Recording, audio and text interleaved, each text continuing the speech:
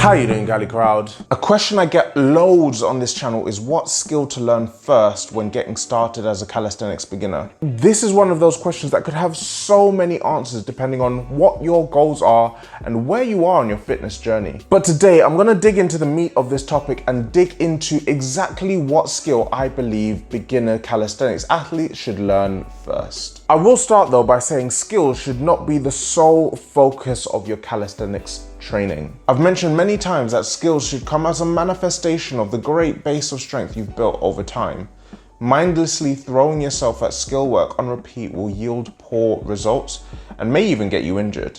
But that being said, I will take my head out of my ass for 5 seconds just to say that skills are damn cool, and it's probably the reason a lot of us got into calisthenics in the first place. When thinking about that first skill then, let's put it into the context of not just learning one skill. Let's put it into the context of learning all the skills. Planche, front lever, back lever, handstands and all the variants of the handstand, the Vsit. These are the usual suspects of the skills that people may look at one day knowing nothing about calisthenics and think, I want to learn that. So it would make sense that the first skill should get you closer to learning these skills as well. So let's dig into exactly how we do that.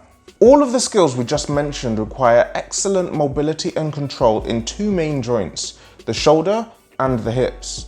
There is also a huge emphasis on straight arm strength for most of them, with high demands on muscles at the end of their range, where they are typically weakest. And to top it off, the wrists usually take the brunt of the load throughout these advanced skills as well. So the question then becomes, what skill forces us to focus on as many of these things as possible, while still being easy enough for a beginner to develop as well as understand? And the conclusion I came to was the Vsit. Now, some of you will know that this was coming. My love for this skill for beginners is very public. I attribute it to my own progress in calisthenics quite a lot because you learn so much from it. Straight arm strength, scapular depression, articulation of the hip in the context of compression, wrist conditioning, and so much more. It is also a skill that can keep you really excited along that journey, but is difficult enough to humble you to the point where you fully understand what training some of these calisthenic skills will be like.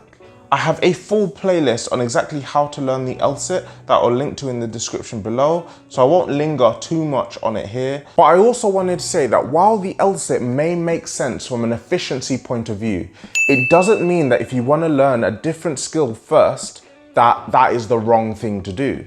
This is the beauty of personal fitness. Somebody else's right may be your wrong, and if the Vsit doesn't fire you up, then there's nothing stopping you from learning the handstand or muscle up as your first skill, if it means that it will keep you consistent. It may take longer, but who cares if you're enjoying yourself? And those are my 2 cents on the first calisthenics skill you should learn, guys. But I want to know, what skill did you learn first? What skill got you fired up about calisthenics? Let me know in the comment section below. And guys, I'll see you in the next one.